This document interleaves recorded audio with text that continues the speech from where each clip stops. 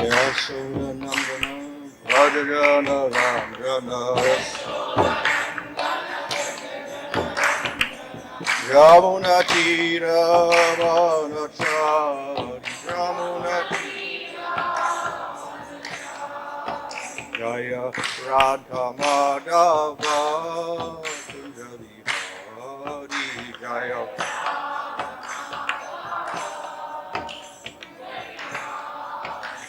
Hare Krishna Krishna Krishna Hare Hare Hare Rama Rama Rama Hare Hare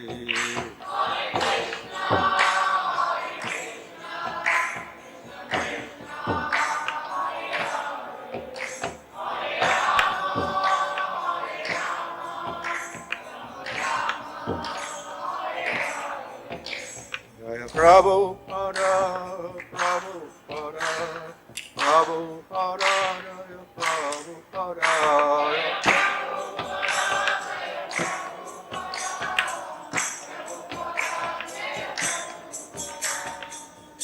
Jaya Vishwabha, Paramahansa, Bhavaraja, Acharya, Sukasa, Shisa, D.C. Bhaktivinoda, Samashita Prabhupada ki jai. Namachar Haridas Thakur ki jai. Prem Sagaho, Sri Krishna Chaitanya, Prabhu Nityananda, Sri Advaita Gadadhar, Sri Gaur, Bhakta Vrinda ki jai. Sri Sri Radha Krishna, Govindra Shama Kunda Radha Kudi Giri Govardhan ki jai. Shri Vrindavan Dham ki jai. Devadvip Dham ki jai. Gang Shamona Tulasi, Bhakti Devi ki jai. Ananda Koti Vaishnava Vrinda ki jai. Samaveta Bhakta Vrinda ki jai. Go Premanandi. All glories to assembled devotees, all glories to assembled devotees, all glories to assembled devotees. All glories to Sri Guru and Sri Gauranga, all glories to Srila Prabhupada. Om Namo Bhagavate Vasudevaya. Om Namo Bhagavate Vasudevaya. Om Namo Bhagavate Vasudevaya.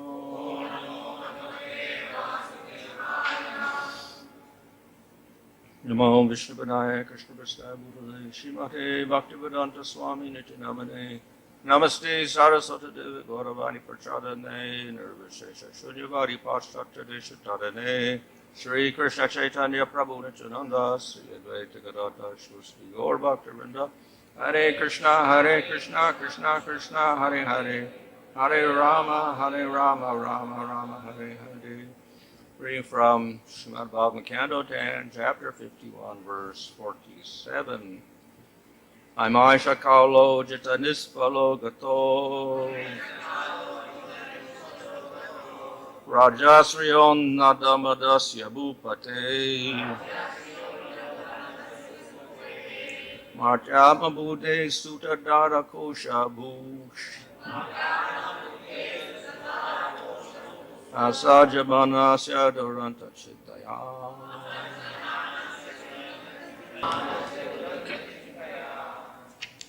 Mama, my Isha, this Kala, time, Ajita, O unconquerable one, Nishpala, fruitlessly, Gata, now gone, Raja, by kingdom, Shriya, and opulence, Unnada, built up, Madasya, whose intoxication, Bhupate, a king of the earth, Marcha, mortal body, Atma, as the self, Bude, whose mentality, Sutta, to children, Dara, wives, Kosha, treasury, Bushu, land,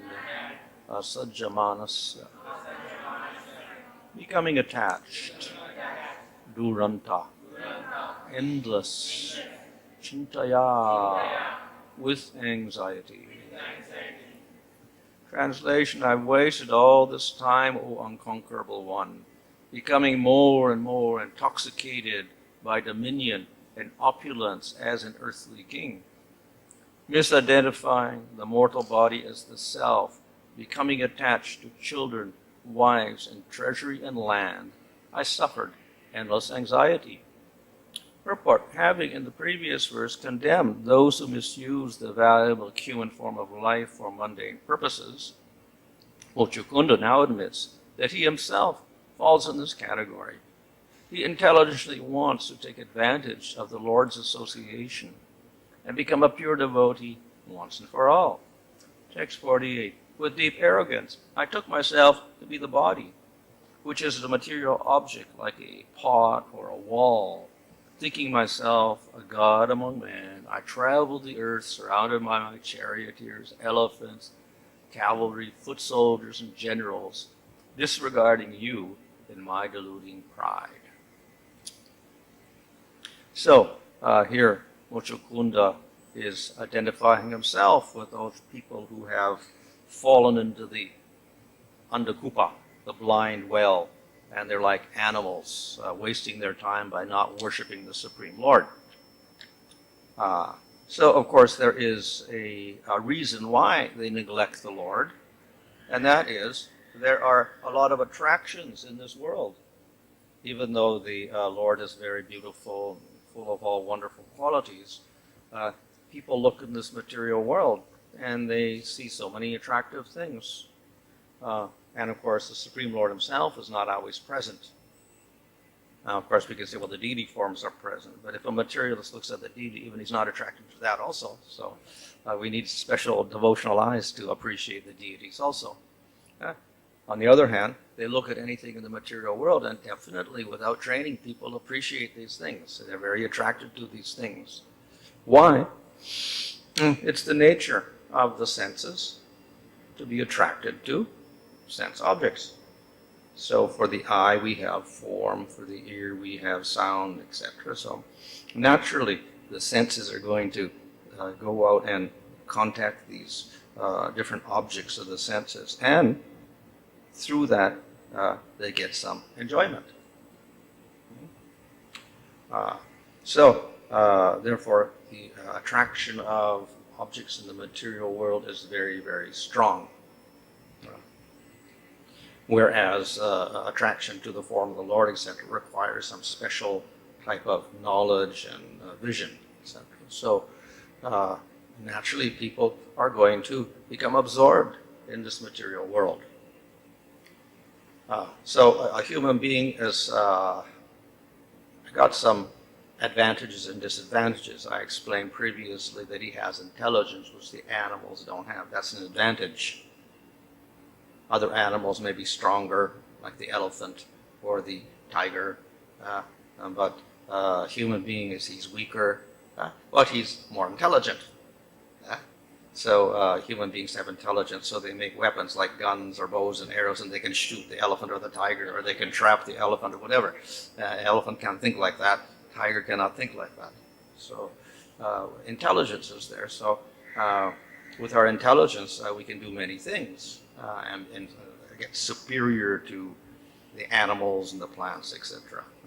And this way we can survive in the material world. So that's one use of the intelligence for survival, so that we can get our food, artha, dharma, kama, all of this. We can get our artha and kama, at least, in the material world. So that's an advantage. The disadvantage is that the senses of the human being are not always satisfied with taking what they need. They want more.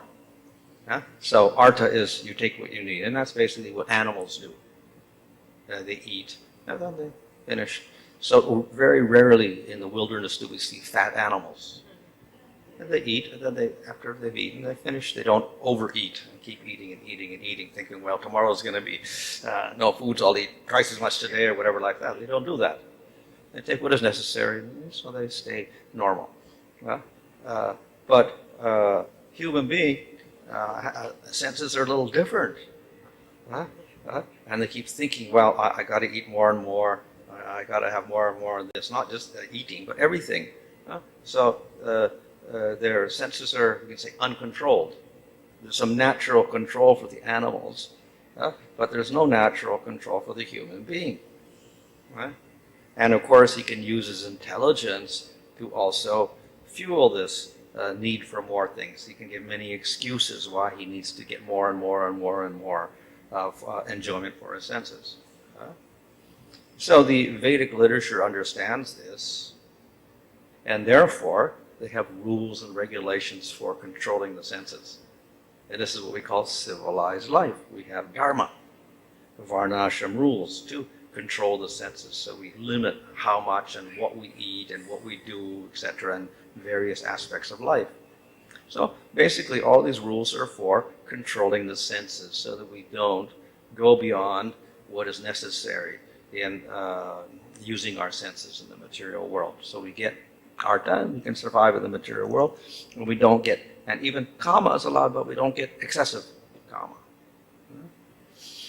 So that is why we have artha and kama, and then we have dharma to give a restriction there, so we don't get too much enjoyment. So in this way, that disadvantages the human being, an excessive use of his senses, is put under control. But not all people want to accept those laws of dharma. They don't want those rules and regulations. And of course, if one does in a dharmic society, then one breaks the rules, one goes to prison. So that basically is what happens in the country. You break the laws, you go to prison. You're excessive lack of control of your senses, excessive wanting to enjoy on your own. So, of course, all civilizations do have some rules and regulations by which they control its members. But we could say the most accurate and purposeful rules are built into the varnashram system, by which we gradually get purified and elevated to sattva. And then we can go on to jnana yoga, stanga yoga, bhakti yoga, and we get moksha and bhakti. So in that sense, it's a superior system, controlling the senses for higher purpose. You're not just controlling the senses so that the society stays in order or whatever like that, but the higher purpose is there for the individual. So, nevertheless, we find that persons like here we see Muchukunda is frustrated. He was following the system, he was a king, he very well knew the rules and he followed them quite nicely. But he's also lamenting, I wasted all my time, intoxicated with my enjoyment in the material world with family members and children, etc., etc. Yeah. So, of course, he must have been following the rules quite nicely, so we shouldn't criticize him. Yet, if one is in a higher level of detachment or bhakti, then one will lament this position of following the rules of varnashram, even if we're following nicely. And we will condemn ourselves as being very fallen because we're absorbed in all of this artha, dharma, kama. From another point of view, of course, they're doing very well because they're following these rules, dharma, etc. But if we're on a higher level, then we tend to lament even this position of dharma. Of course, it's better than no dharma, but even this system is considered to be inferior. So that is why we'll find in various Vedic literatures like the Upanishads, there's often a condemnation of material life, even if it is according to dharma. It's all useless, etc. And there's an encouragement to go beyond even a dharmic life and go for liberation, getting out of the material world. So we'll find many statements about condemning material life. Here we'll find similar condemnation of material life. So therefore there's a double presentation of dharma. One is good because it helps us elevate and controls our senses, and we get to sattva, and the ultimate goal is spiritual. That's good. Negative aspect is, if we stop there, then we stay in the material world. And we can go upwards to Svargaloka, Brahmaloka, then we fall down again, whatever. So we're back at the same position again of enjoying in the material world. So that is the position. If we're on the higher level, then we'll start condemning even Dharma and Karma Yoga, Varnashram system as a very low system, because it still allows for the enjoyment, and we can get caught up in that cycle of enjoyment by following Dharma as well. So that is the sense that we have when we see that many of the great devotees lament their position in the material world and whatever. Another aspect, of course, is that the devotee by nature will identify himself as very, very fallen and consider himself very unqualified. And of course, we find that we're so unqualified that therefore we have to get more mercy from the Lord. That's the prayer. I'm so fallen that therefore you give more mercy to me. So the Vaishnavas in general, the more they advance, the more they consider themselves fallen. So they will identify themselves with lowly people in the material world. Yeah. And we'll find that even in the persons, the highest persons, even the Nityasiddhas will also identify themselves as materialistic persons bound up by karma. So there's a section in when the people of Vrindavan, after Nanda Maharaj was taken by Varuna's people and went down there, and then he came back. So then they discuss about, oh yeah, Krishna was worshipped by Varuna, he must be Supreme Lord, so we should ask him for something like that. So then they identify themselves as people of the material world. We are just lowly, cowherd people attached to our families, etc., this and that, whatever. So they think of themselves as very, very ordinary people. Of course, part of this is because in Vrindavan, this is the mode. They identify themselves as cowherds. But the other aspect is because they're great devotees, they're not very proud of their position at all. In any case, they think of themselves lowly and fallen and conditioned by Maya, etc., even though they're not. So in this way, the description of oneself as fallen and attached to material energy, even if the person is not, is a symptom of the Vaishnava. And we see that here, that Moksha is very highly qualified, yet he is willing to condemn himself as being too attached to the material world and wasting his time in the material world, falling into the dark well of material life, etc., and being no better than an animal. So we shouldn't criticize the great devotees when they make such statements and identify themselves as materialists, because actually they're not. They're elevated devotees. So, and Muchukunda was in a special position because he was a great king, and he was a great warrior, and he even sacrificed himself to fight for the Devatas, and this way he neglected his own kingdom, so he was obviously not too attached to everything, because and of course he fought for many years for the Devatas, and so finally they were able to go on their own, manage on their own. So he was somewhat detached already. And of course, it was stated already that he would be able to see the Lord. So he was highly qualified. He was not a low person at all. And here we see that the prediction came true. He got to meet Krishna. Not just Supreme Lord, but he got to meet Krishna, which is even rarer. So why would the Lord be so merciful to him? Because he's highly qualified. He deserves this, and therefore the Lord reveals himself to him. So therefore, when Muchukunda prays like that, we shouldn't think of him actually as being a materialistic person. He's very, very qualified. But this is a symptom of his pure nature. So,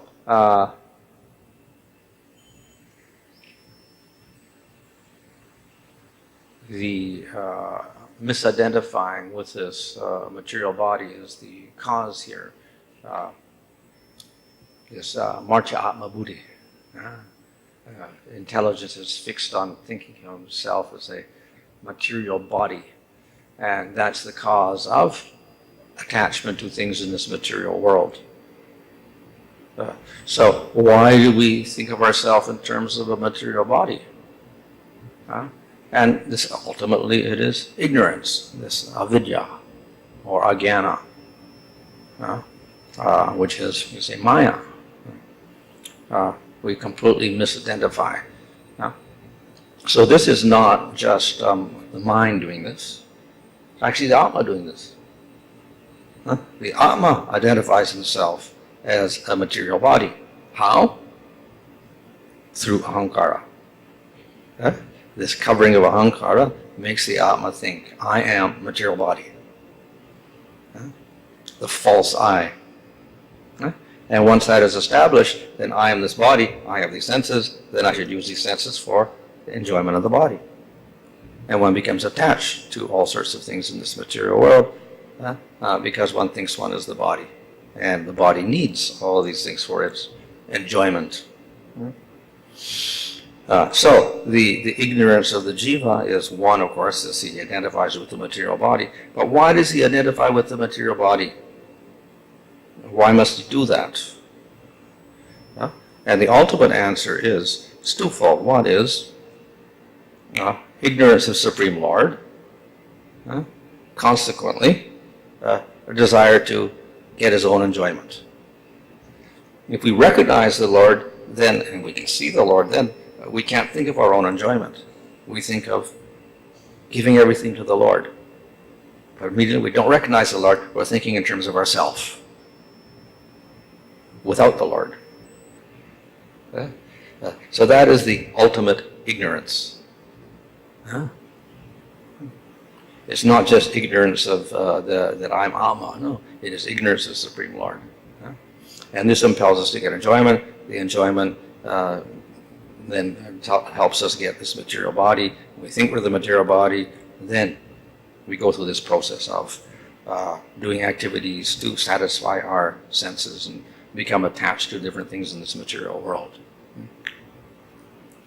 So, what is the solution? There's two ways of approaching it. One is, okay, let's get rid of all the attachments. Let's get rid of the senses, going out for the sense objects. Let's control the mind.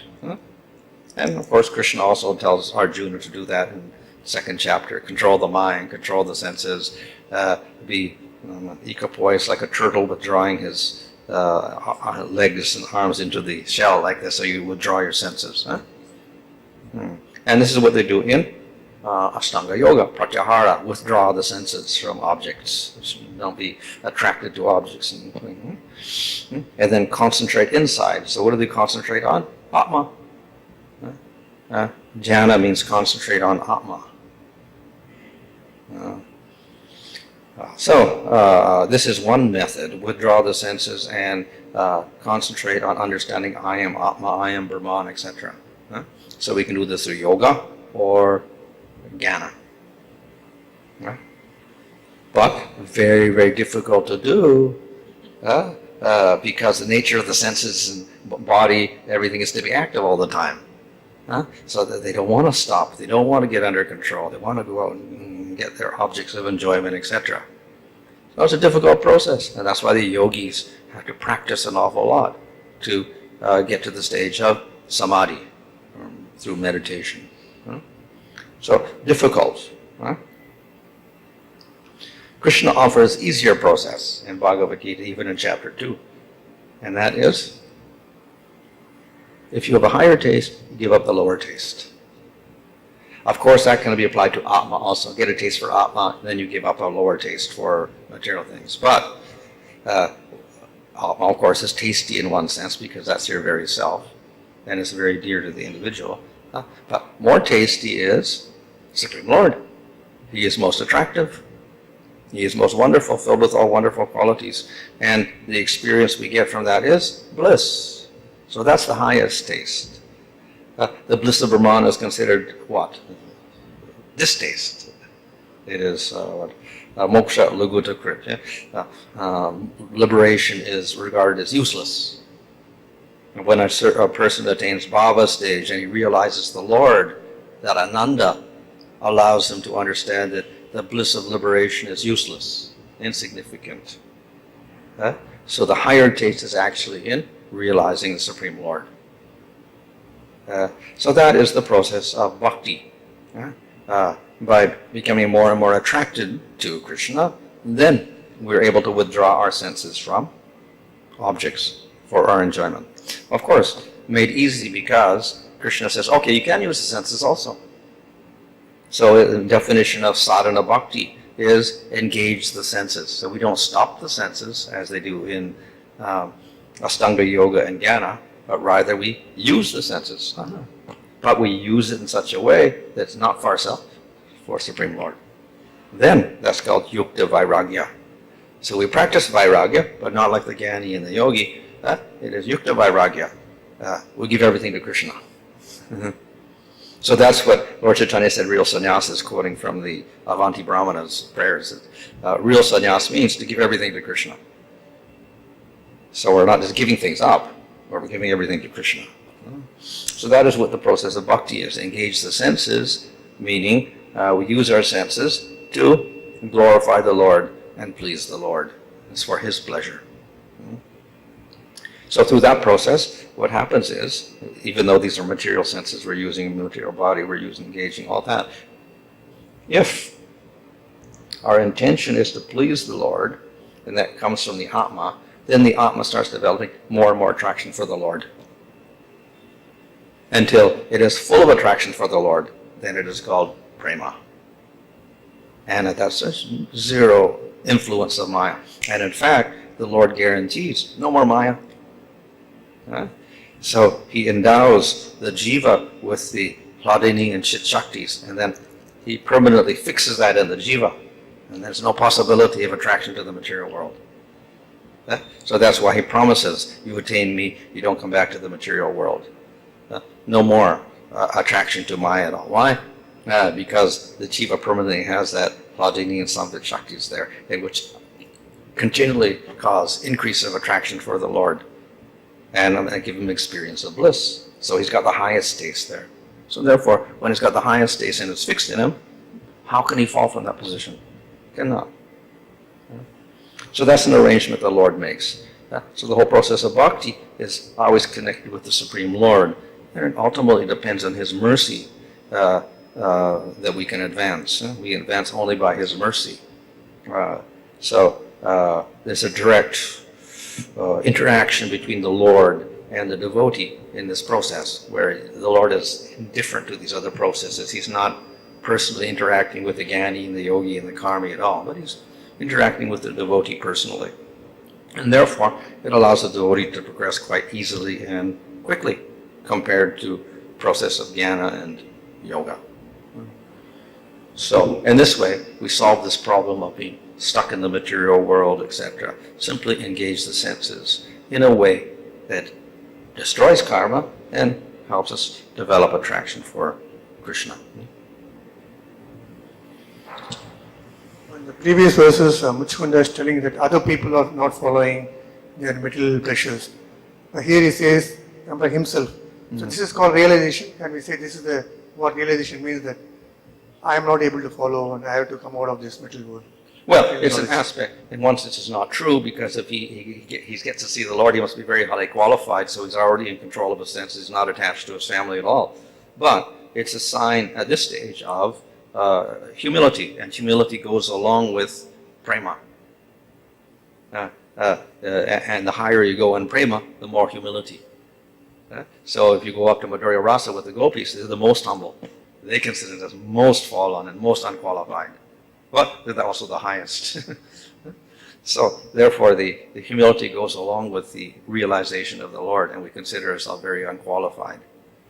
Can we understand that unless one undergoes suffering, he can't get realized knowledge? A person realizes only after suffering.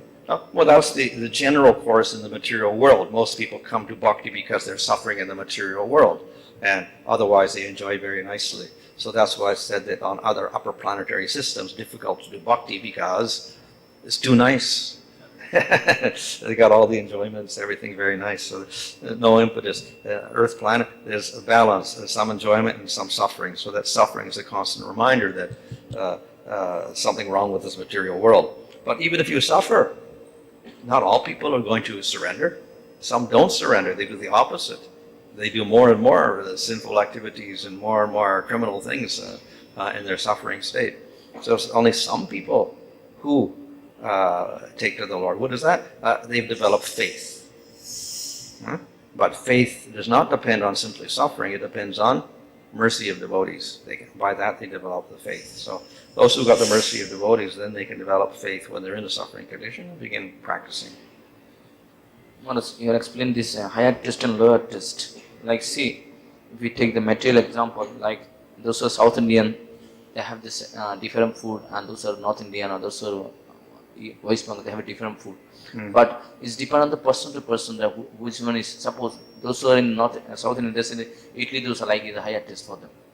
Similarly, that if we see that those who are in the materialistic, they think that enjoyment in the material is the higher test for them.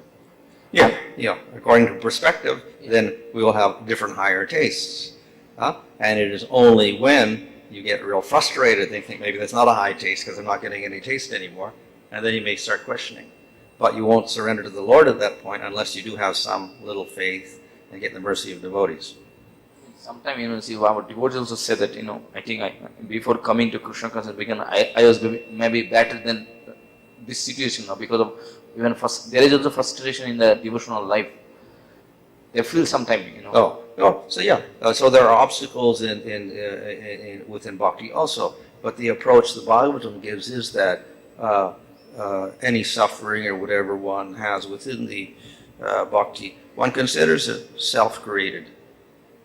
Amakritam vipakam. It is self-created. We've caused ourselves to come in this situation somehow or other due to past karmas, due to aparads or whatever. But in spite of the difficulties, one continues the process of bhakti, continues to serve the Lord, and without any ill feeling towards the Lord. And this becomes the way in which he gets the mercy of the Lord. But if, on the other hand, he has doubts all the time, then he will not progress. He will blame the Lord, and he'll stop the process. Another question, Maharaj. In the beginning of the class, you were saying that the persons, the Lord is the same. Like, we see Lord here in deity form. He is there. But it's depend on the person's quality, with the qualification. If person is not qualified, he may not be able to respect the Lord. But, we see, all the same Lord is there, but and person is the same. And living in jivas is the same, but may depend on the qualities, qualification, that Lord is not reciprocating with the person. Lord is not reciprocating with the person because the person is not qualified. Yeah, he may give Lord can give mercy, but then the person doesn't appreciate it. What can the Lord do? So he doesn't. The Lord reveals himself to Kalayavana and Jarasandha and Kamsa. They don't appreciate him. So the Lord kills them or arranges for their death or whatever like that. That's his mercy there. But question again might come, okay, Lord is, even he is in the heart also, so he can purify immediately also because... Special cases, some, but usually he allows them to advance at their own rate. But he's merciful even to the demons, so if he kills them, then they get liberation and they're purified because there's no impurities in liberation. We see that in the case of Dhruva Maharaj, although Dhruva Maharaj had many desires, but once Lord touched him, he got purified immediately. But it didn't happen for like demons and others. Yeah, but he was already a devotee, and he got the mercy of Narada Muni. So he also got special mercy there, by which he was able to advance and then realize the Lord within 6 months or so. So that's also a case of special mercy of Narada Muni. Yeah? So yes, if we get special mercy of devotees or the Supreme Lord, then we can advance quickly or see the Lord in spite of all the difficulties or whatever.